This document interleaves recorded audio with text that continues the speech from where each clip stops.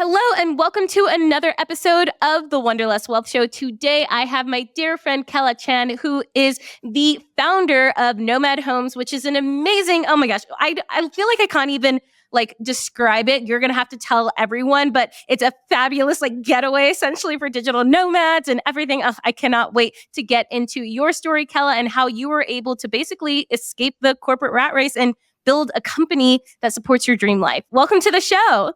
Thank you. I'm super excited to be here. I love it. Well, so Kella, before the business, who was Kella? What were you doing? What was your life like? You know, it's funny. If I look back on my entire career trajectory and also school, I was like the classic, wanted to be the overachiever, went to business school and wanted to be that corporate girl boss. Like, I'm going to be president of PepsiCo one day and I don't care how I get there. And for a long time, that's kind of how I lived and where I got my self-fulfillment needs, really. And it wasn't until I actually entered that career, I got the job I wanted in the company I thought I wanted. I started my 5-year plan. I was like, great, everything's going on track.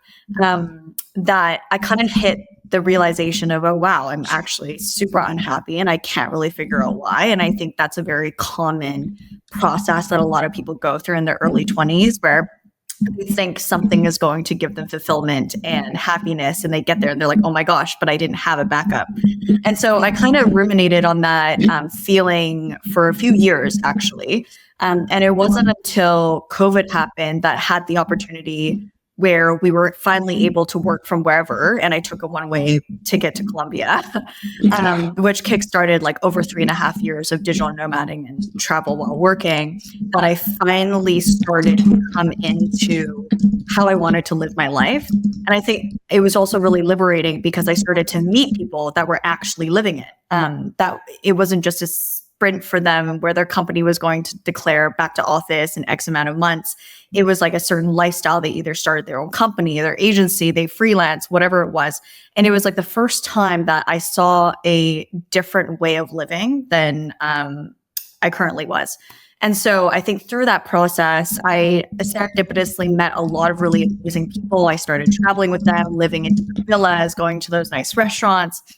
And I decided, hey, I had a decision to make. Either I was going to continue this lifestyle, try to figure out a business or some sort of career path that allowed me to continue living like this, or I had to go back and kind of settle into some sort of 9-to-5 or community style living again. And I chose a latter. And I think something that people don't really talk about also is when you long-term travel, and you might have also experienced this after a long time of being on the road, is it also gets quite lonely.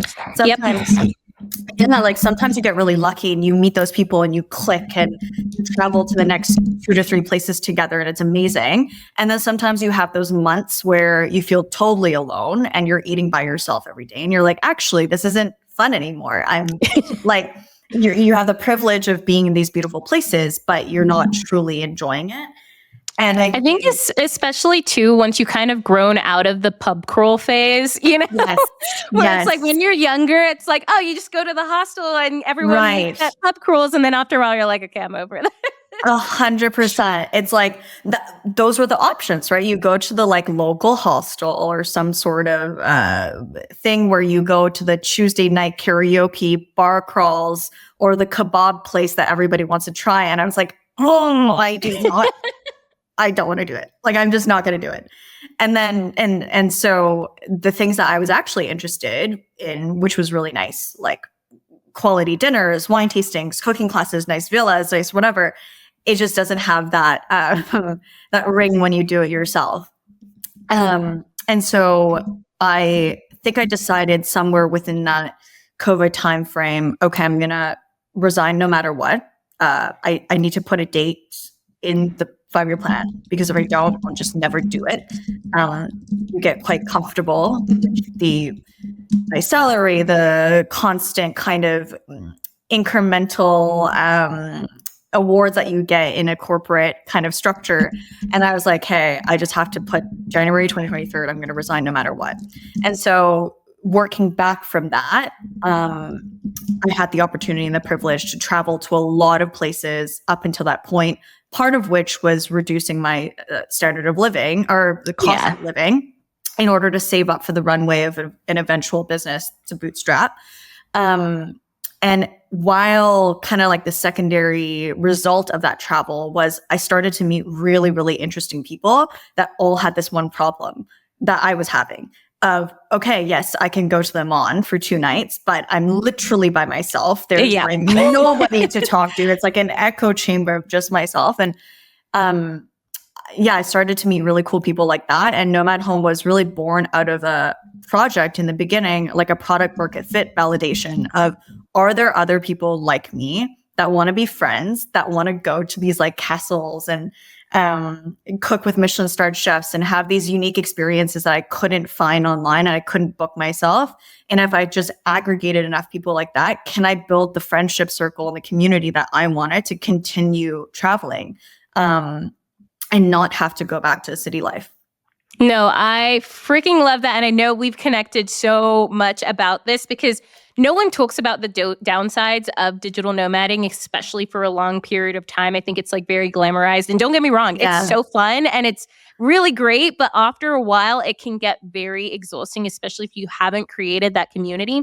And I think it's too, like, once you're reaching those later 20s, early 30s, mid 30s, right? You're not trying to stay at the hostels, especially if you traveled a lot too.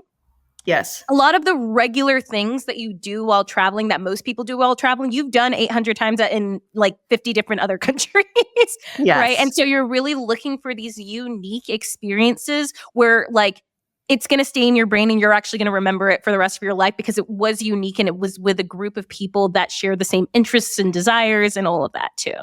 100%. And I think that's like the type of travel I was aching for as well. Of I want to go into the chef's home, see where he raises his chickens. I want to like eat dinner with their family. And I have no interest in going to Florence and being packed in like sardines, like little things like that. I think I was aching for, and also the people to do it with. Completely. I know. And that's even, it's so funny because, you know, we've talked about, and I've talked a little bit about on this podcast about how I want to build, like, I call it a boutique hostel because it's not quite a hostel, right? Like, because it's way more upscale than a hostel. But the thing that I love about hostels, right, is you do have that built-in community kind of like wherever you go, whenever you travel, right? And so like, how can we curate those like beautiful, incredible experiences, but still have the community aspect of it where you can go do things together, you know? Yes, 100%. Okay, there's so much. I wrote down so many different things that I wanted to touch on. So first thing is how, like, because how old are you? I just turned 29. Okay, amazing. Yeah, I just turned 30. So we grew up in like the millennial boss girl era. Right? Yes. We were told like we can do, which is amazing. We can do everything we want. Does that mean we want to go do the thing that people like glorified for the longest time in the Industrial Revolution? No. Right. Like, do I want to be the top engineer at Chevron? No. There's no part of me that wants to do that.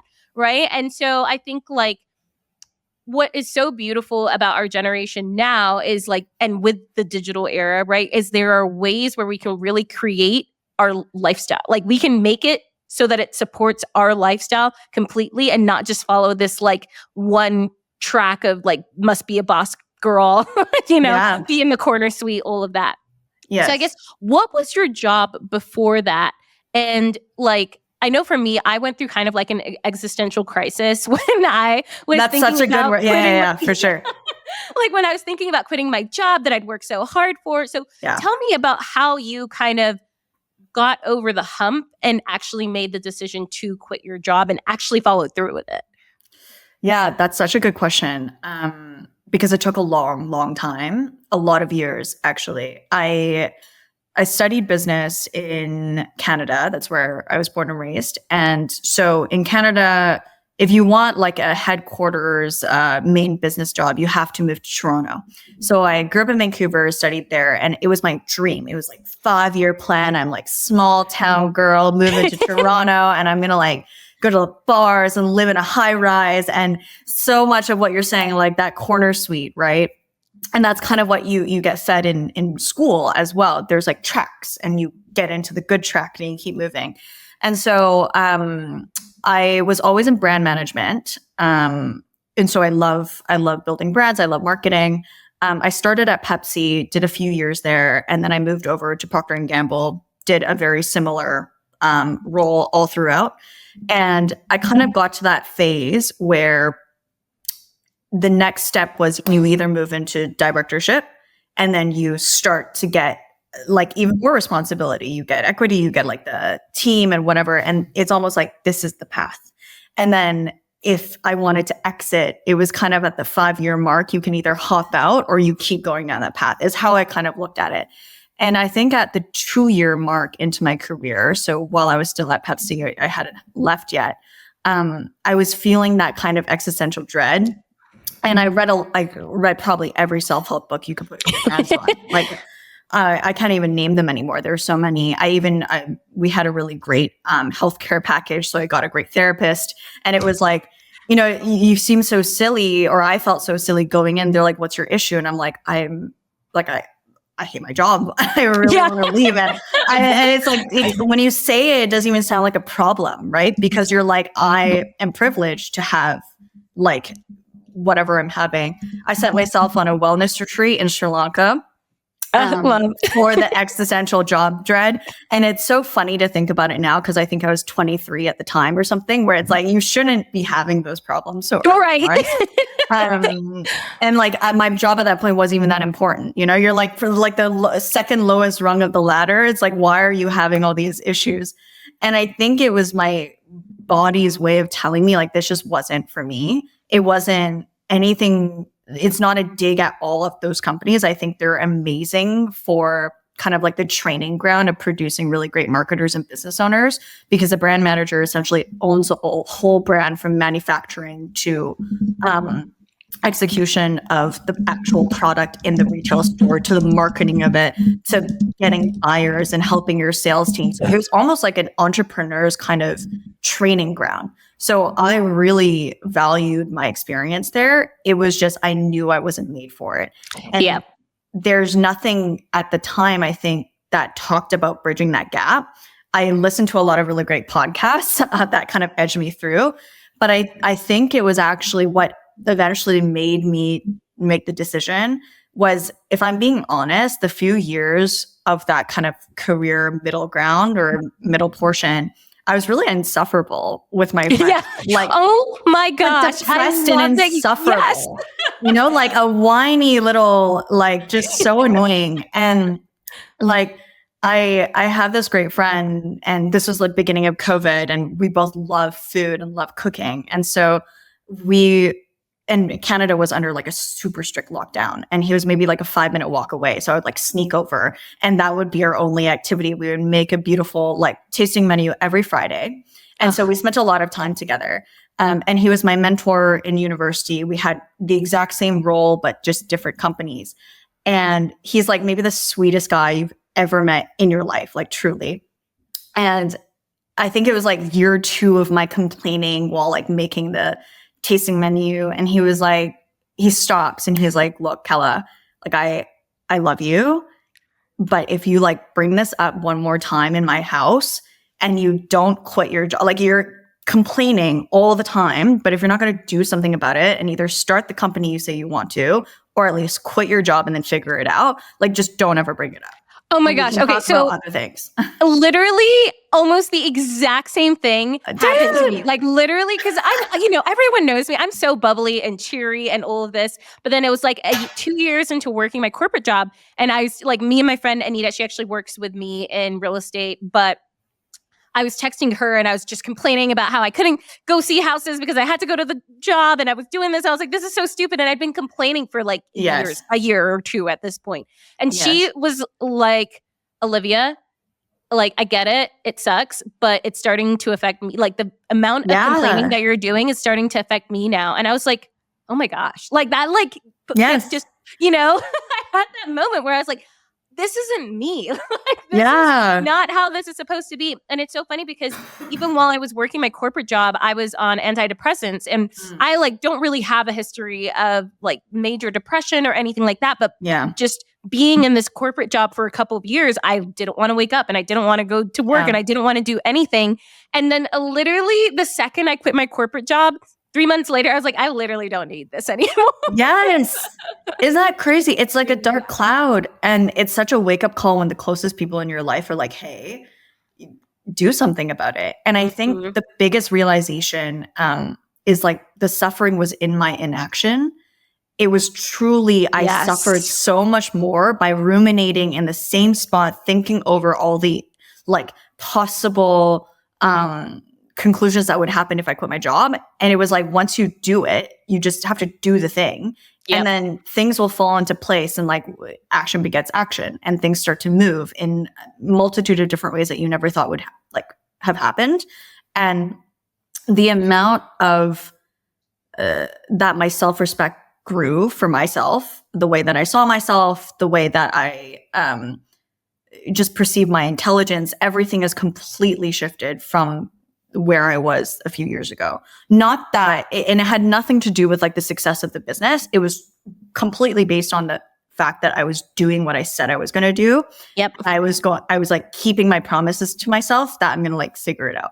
Okay, fam, if you have been feeling stuck in your corporate job or in your career and you've been looking to level up, this is going to be for you. Now, this has been a long time coming, but I am finally hosting the inaugural Wanderlust Wealth Retreat here in Denver, Colorado, March 6th through March 9th. Now, this is for the person who either hasn't gotten started investing in real estate, or maybe they've bought one, maybe two properties and are starting to doubt themselves. Maybe they're thinking, can I actually live life on my own terms? Can I really stick it to the man and go travel and spend more time with the people that I love instead of going into a gray office every day? If any of those sound like you have to be at this retreat. Now, it's actually going to be at my Airbnb here in Denver Art House. And we have both an all-inclusive ticket as well as a local Denver ticket. So the all-inclusive ticket is going to be food, accommodation, all of that included. Whereas the local Denver one, the food and accommodation won't be included, but you'll be able to come and attend all of the core events. So if you're ready to level up your life and really, really make 2025 your year, make 2026 the year that everything freaking changes for you, you must come. Because here's the thing, you don't have to go at this real estate investing entrepreneurship thing all alone. The relationships that you make in in-person events are literally unparalleled. They've changed my life and so many other folks around me, and I know it's going to change yours too. Now, tickets are going fast, so make sure you get signed up ASAP. Check the link in the show notes for more details and to go get signed up, or DM me the word retreat on Instagram. That way we can get you signed up and ready to freaking go. Now, it is going to be a really small, intimate group. So like I said, tickets are actually going to go really, really fast, and they've already started going really fast. So get signed up as soon as you possibly can, and I will see you there. Completely. I mean, there's this book that I recommend everyone reads, and I make all of my students read it. It's called Everything is Figure-Outable by Marie Forleo. And it just really is so true. It's like, you have survived your hardest days, and there are going to be hard days in front of you, but like you always figure it out every single time. There's always a way to figure it out. Now, I will say, I don't think, and I like what you said that, you know, with a lot of even corporate jobs, I think there are some amazing jobs out there. It's not like we're saying that, you know, corporate is the devil or anything like that. Yeah. Because I truly don't believe that everyone was meant to be an engineer. I'm not an engineer, an entrepreneur. or an engineer. Yeah. But I think it's like when you feel it, like your body feels it in every like being in your cell, like in all of your cells and everything, you just know that you were meant to do something else. And when you feel that, you have to listen to it. Otherwise, you're just going to get slapped in the face over and over again. Yes. And I think like, not to glamorize either side, because I've had days as an entrepreneur where I'm like, this is the worst day of my entire life. Yeah. And I'm like sobbing into the pillowcases and like, what have I done? And then there's also, you know, and there's like that flip side to it. So yeah, it completely depends on what kind of life you want to live. And like some people love the security.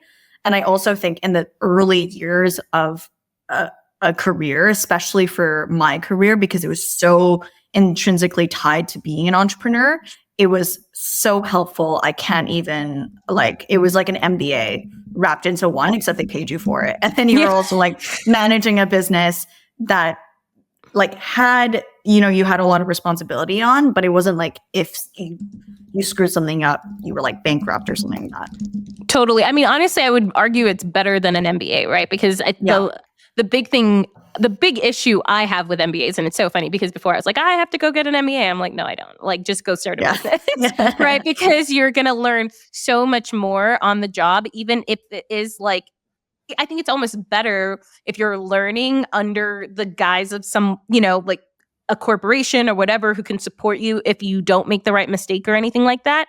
For sure. But, where was I going with that? I think that's basically it. That's what I was just trying to say. Oh, yeah. It's just go and actually do the damn thing. Yeah. Don't just I think a lot of the times we hide behind education. And not to say that education is bad at all, but if you want to go start a business, go start a business. Don't 100%. Go get an MBA to do that. 100%. And it's like, if you think about what you're going to be putting into an MBA, that's your runway. Yes. For the startup. So you might as well. Completely. Okay. So I guess what were some of those early struggles that you had as an entrepreneur?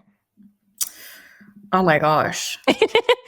I like to, as much as I always talk about the positive, but I think it's so important to bring in, okay, these are some of the actual realities that come into play when being an entrepreneur. Yeah. I think something that I still struggle with, but I struggled with in the beginning, I'd say there's two. I'll break it down into two. There's a struggle internally, you with yourself as a solo founder. And then there's a struggle of understanding a market and being a first-time founder. That's just knowing your consumer and knowing the industry. I'd never worked in travel before. I'd never worked client side before. I'd always been client side, hiring agencies. So to have consumers and an audience that you have to cater to. But I'll start with the kind of intrinsic challenges that I dealt with was when you come from a very corporate environment, everything has a process. At least my companies did. And even though I owned a brand, let's say, for example, the last brand I managed was Pantene. Yeah. So I managed the entire Pantene brand. But even though I was let's say, final decision maker for marketing going out, Pantene always has the 100-year history with a brand kit that's been improved 60 times. Things are well oiled. They have a process, and there's a very clear hierarchy to how things are done. When you strip all of that away, now your business can go any which way you decide to take it. And it's a very liberating, but also daunting feeling. And I think, you need to be very decisive and you need to believe in your ideas, but you also have to be very quick to cut them off if they don't work. And so in the beginning, it was a little bit of a balance of that. How much do I bite off and how much do I kind of trial and error and test it through? And I think in the beginning, I've iterated the business structure many times. I'm always iterating. Yes. And it changes every day. And you think it's done. You think it's no, this is it. This is Yeah. It's so different because in the beginning, I was catering to the long-term digital nomad travelers. So it was 2-week trips at a time, which obviously alienates a really big part of the community. Then it's okay, it just, each little iteration has kind of brought a different essence to the business.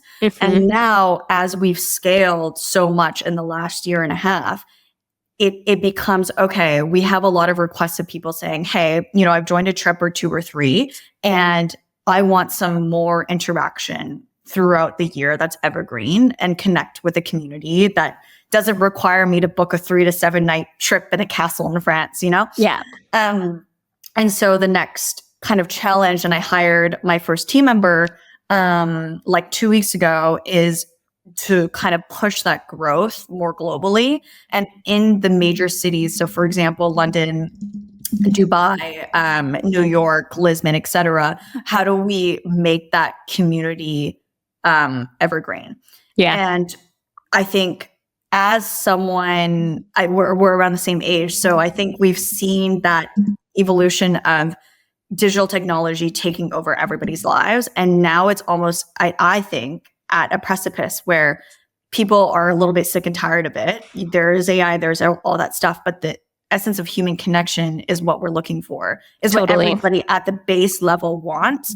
And I feel like there isn't that many like options for that anymore, at least not with strangers, not with like a curated, like-minded environment. Well, I was going to say too, like, I feel like there are options out there, but like, I think because there are almost so many options out there, Yeah. people want a more curated environment, right? Like, I don't really want to go on a random trip with a bunch of randos like I used to when I was younger. Like, I want people who I know are going to have similar mindsets to me and are working towards similar goals and have like bigger dreams, you know? And I think that is what's hard to find.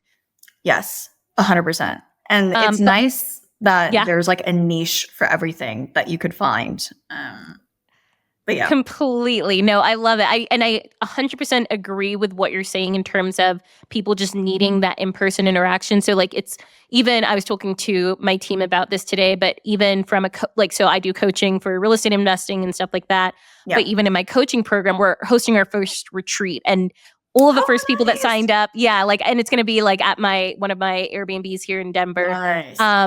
And for so many of them, they're also craving that in-person interaction. Yes. So part of me is like, okay, do we even like make a whole coaching package where it's like coaching plus the retreat, right? So it's like you have all of these Zoom calls and everything. And then at the end, it's like a celebratory retreat that everyone comes in person.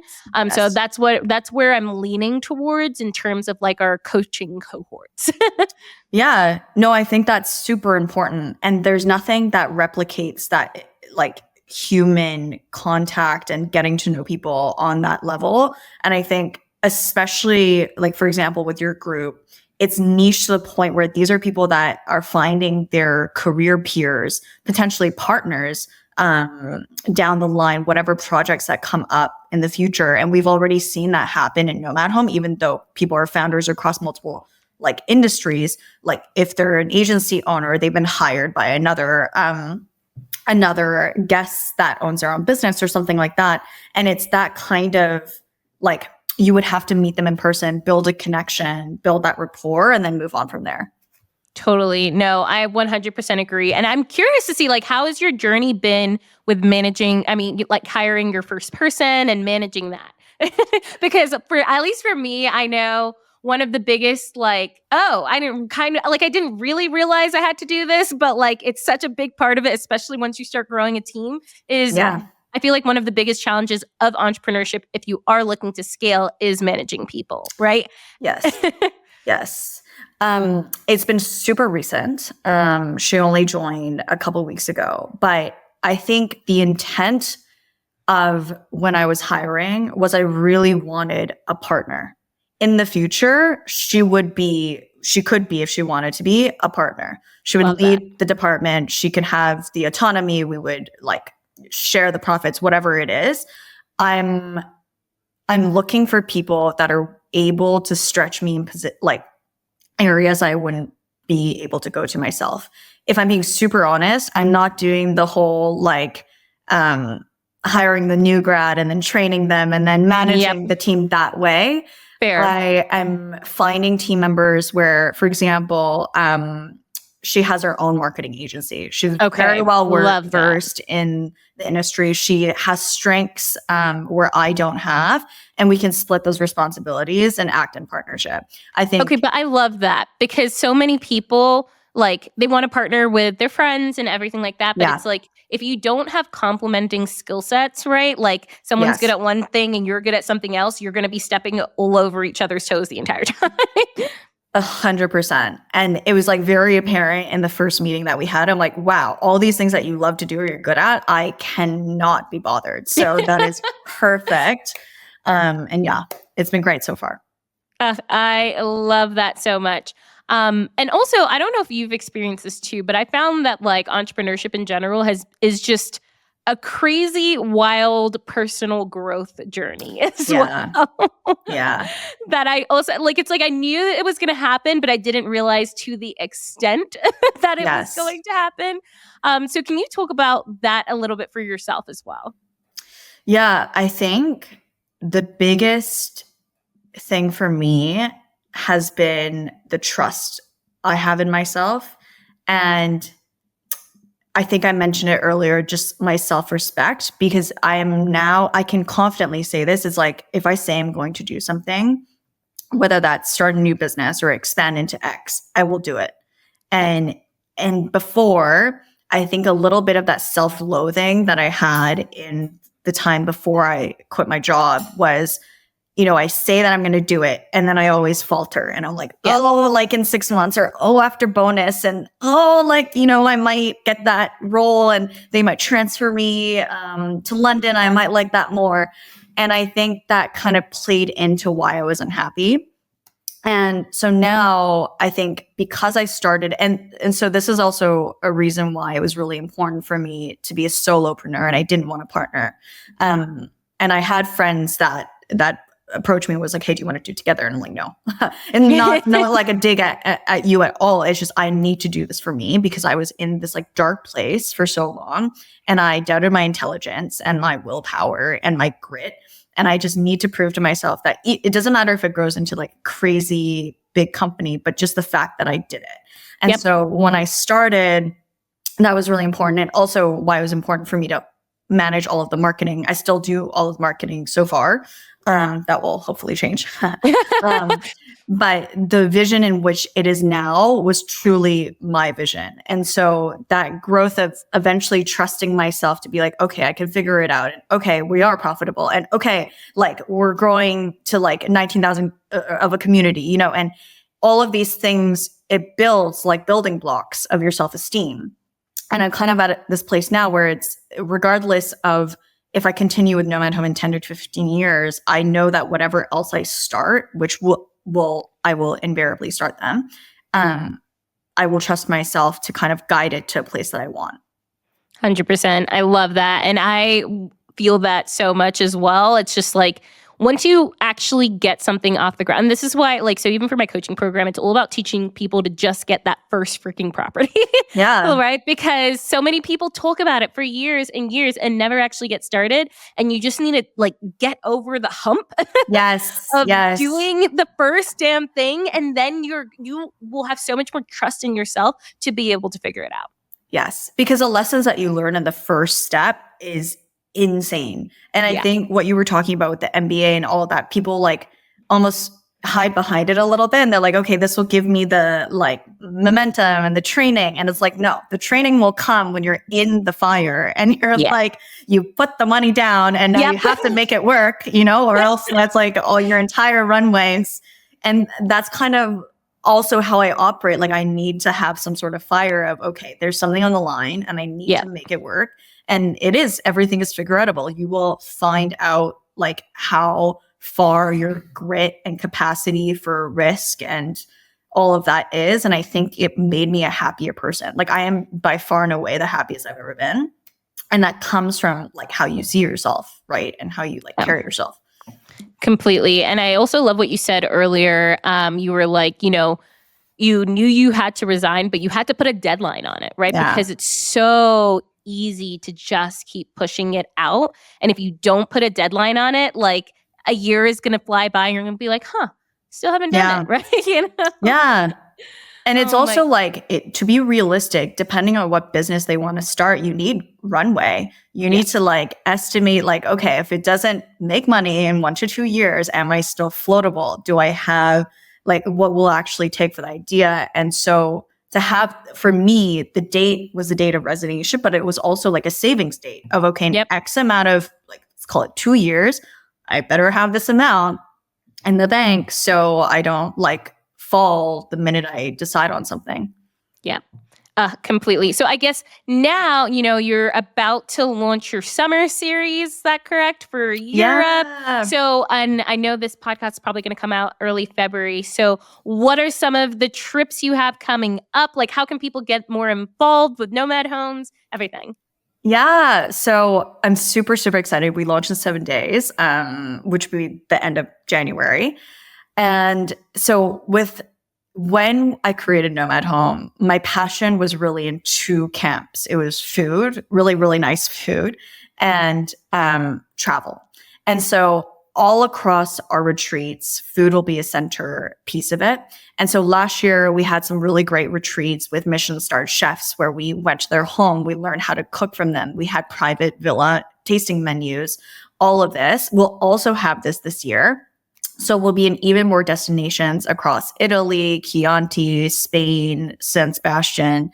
But we're also piloting a new series, which is the WSET Wine Education Series. And I don't know if you're familiar, but it's the largest wine academy globally. You get 4 levels, the 4th being you'd be sommelier level. But we'll be offering both WSET 1 and 2 as part of the retreat. So it's kind of like a double, 2-in-1 for the people that are wine curious. And a lot of our guests are. So that would be super exciting. We're partnering with some amazing instructors who've been head sommelier at Michelin-starred restaurants. They're the wine ambassador of Portugal. So some really, really great knowledge that serves as a way to show us the beauty of the country, like the cuisine and the wines and how everything is made. And so those ones will be our feature retreats. We'll also have them in really gorgeous UNESCO sites. So for example, the Douro region. I love it's so fabulous there. Yes. Oh yeah. You spent so much time in Porto. Yes. I went to Douro Valley twice and just stayed overnight there. I just loved it. Yes. Magical. So yeah, we'll have those experiences all across the summer. And something that we're super excited to launch as well is I alluded to it earlier where we have had so many requests from guests of how do we stay more in touch with the community on an evergreen basis. So we'll be relaunching our membership in April, this spring, and that will include the access to the retreats, bespoke experiences. So we've already done some really amazing ones like private dinners for 18 people. And oh my gosh, I saw that one in London. Yes, and I was like, I would go to that. Yeah.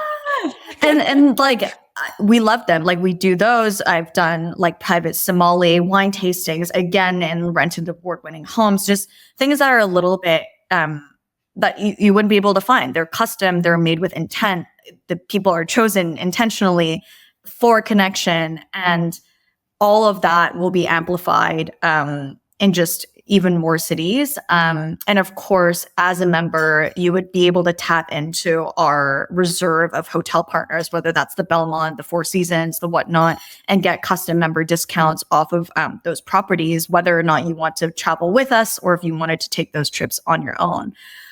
So some really, really exciting things coming this spring. And all of that can be found on our website, which is, I'm sure you can post it. Yeah, we'll link it. We'll link it in the show notes. Yeah. But I love it. It's so phenomenal. I'm literally so excited for Italy. Yes. And I'm so happy you're making your way. So yes, you would be experiencing the Michelin Tuscany retreat yourself, which would include the private cooking classes, the tasting menus I think, and I spent a lot of time in Tuscany, one of the most beautiful towns, Cortona. That's also where that movie Under the Tuscan Sun was filmed. Oh my I don't know gosh, if you ever really? saw that. Yes. Yeah. That's literally that town. Obsessed. Well, and that's the thing. Literally, I'm just gonna be there looking at architecture and everything. I just cannot wait because all I want to do, I literally have a picture of Lake Como over here, and everything in my house is Italy related. Yes, I just am so excited. Yes, it's fate. It's calling, and there's Truly. so many gorgeous villas. And I didn't go to Italy last year just because I was in this chaotic, I want to buy my house, blah blah blah blah blah. Yeah. But I've been every year before that for the last 3 or 4 years, and I didn't get to go last year, and I was so sad. Oh, I know. It's one of those places I will never tire of. It has to be a yearly. And there's so many towns that you could literally go to a different one every year. It's all different. Completely. No. Yes, this is going to happen. Everyone knows. I talk about it all the time, so it's definitely going to happen. Yeah. Oh my gosh. Well, we are going to go into the final 3 interview questions that I ask everyone on the show.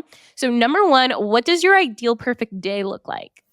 Ooh, it's a really good question. You know what? One of the beautiful benefits of starting your own company is I almost never use an alarm anymore. Yes. And I don't know, like people have a lot of different average sleep times that they swear by, but I've literally been sleeping 10 hours a day. Oh my God. Plus, like I can reach 11 and I feel That's amazing. crazy to me. And so I think my perfect day would start with, I would wake up when I want to wake up. We've just moved into a beautiful apartment in Lisbon. So I'd make my morning coffee and I really enjoy like the first 3 hours of no interruption work. I don't eat breakfast, but I make a big lunch and dinner afterwards. But I work that period of time. If I'm in one city, then I'd love to go for a little afternoon walk, and we live right by the water. So we'll go for a little bit of a sunset walk. I'll work a little bit at night after cooking a decently elaborate dinner because I love to cook. And then honestly, just chilling and watching a movie afterwards is like my at-home perfect day. Maybe sneak in a Pilates session if I'm being good. But otherwise, if I'm being honest, I have been on the road and living outside of a suitcase since January 2021. Oh my until gosh. last month. So I don't even, is that almost That's 4 years? 4 years. Yeah. 4 years. And I really, like I didn't have a place of my own. It's either suitcases at my parents' house or, in between. And so my ideal day might sound really boring now. No, it sounds, but literally, I think that's what most people's ideal days really are, though. Like, it isn't this elaborate. Like, yes, there are some really high fun moments, right? Yeah. But most people's perfect days are so simple. And it usually involves like getting outside, spending time with people that you love. Yeah. I know for me, work is part of it too. I like working. I like doing stuff and feeling like I'm productive in society and changing the world in my own way, Yeah, for sure. And yeah, so that's kind of the perfect day now. But previously, I guess it would be exploring wherever I was, having a nice glass of wine at sunset, going out. But yeah, I'm getting into my settled era. Oh, love it. I love it. Okay, question number 2. What's your mantra? Oh my gosh. Or just something you tell yourself over and over again. You know what? I'm stealing this from a good friend that I met in Bali. Her name's Ali, and she owns her own agency as well. And she has this tattooed on her, actually. And it's that everything always works out for me. And yes. And I think if you asked me a couple years ago, it'd probably be the suffering is in the inaction, like just do it, Now I think of it a little bit more lightly. And I really do think everything will work out for you. If you put out the like positive intentions and the positive vibes, people will feel that, like the universe will feel that, and you will receive that energy back. And yeah, I think that's it. I love that. It really is. And, people sometimes like crap on affirmations and stuff, but they really are so important to continuously change your mindset. Like you have to truly believe it's always going to work out for you, Yes. And be grateful for the things that you already have. Like, I think that actually might be one of the biggest things in my life that have helped my like mental health and everything else. And I've become a lot more spiritual over the last couple of years. Same. Yeah, right. Oh, we're following that track, It's like the existential dread. Then it's like the startup business, and now we're on the spiritual track. Truly. Yes, but it's 100%. It's the gratitude, the thinking positive thoughts, and I totally believe in affirmations. I listen to them every morning. I write out a gratitude journal, and it helps me. And I notice a difference when I don't do it. Same. But yes. Love that. Okay, last question. What does wealth mean to you? Freedom of time, where I want to live, when, what I want to eat, when, and I think also my health, like everything that I value comes with in the future, whether that's 5 or 20 or 40 years. Am I going to be able to live where I want, when I want, be healthy enough to walk up the hill to get there? If I choose to have children, am I going to be able to like travel the world with them? And I think setting that up not only is like an investment of your money and in properties and all that, but also more recently, I've gotten more into investment in health. And that's also been a huge trend, like wellness facilities and whatnot. And I spent 6 months in Bali. So I was very like, woo, in the like matcha, no alcohol, 6 a.m. run clubs, and like then kill it with a sauna and gold pledge. So yeah. I love that. I don't know if you find this, but I always have this like ebb and flow with alcohol in general. Like I'll go 4 to 5 months, no drink anything. And then I go on a trip and I'm like, ooh. Yeah. Oh my goodness. Yeah. And it's like, I think some people demonize it, and I don't demonize it because I genuinely enjoy it. Like I enjoy like the vibes it curates and everything. Yeah. But then sometimes I'm like, do I need this? Yeah.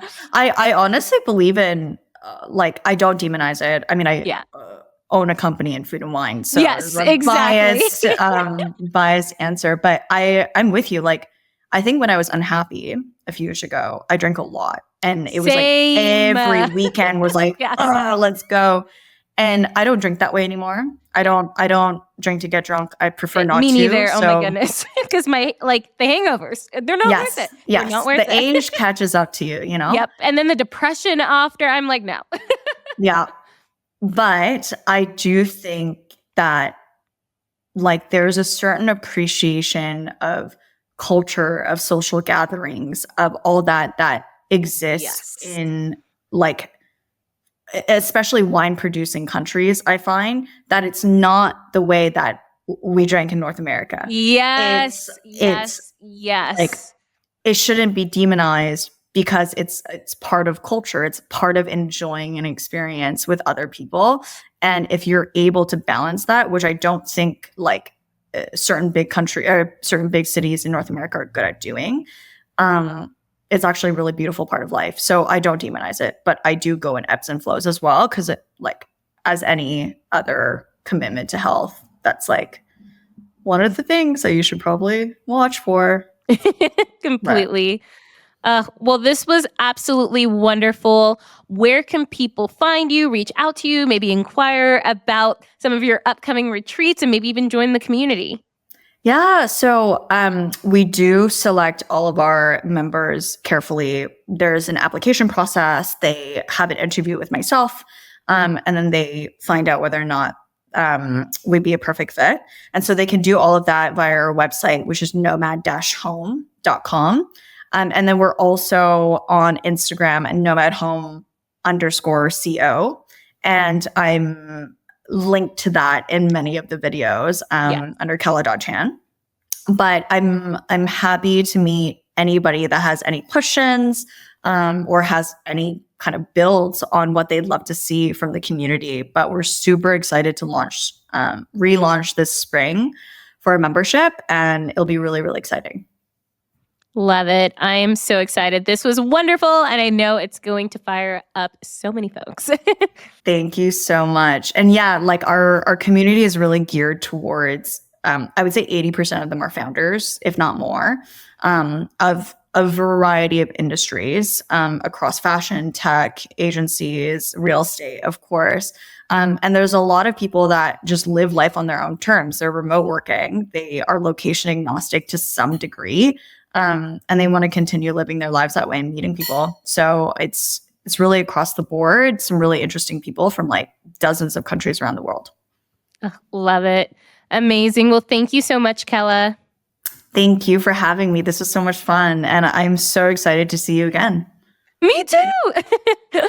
Thank you so much for listening to Wanderlust Wealth Show. Now, don't forget to follow the podcast, or if you're watching on YouTube, make sure to hit that subscribe button. If you love this episode, it would literally mean the world to me if you shared this with a friend or a family member, or literally like anyone off of the street. Like right now, go ahead, share it so you don't forget, or post it on social media and make sure to tag me. I love seeing what you're listening in on and what you resonated with, and I'm just so freaking thankful for you. I'm so freaking excited for you. I love you, and don't forget, life really doesn't have to be hard.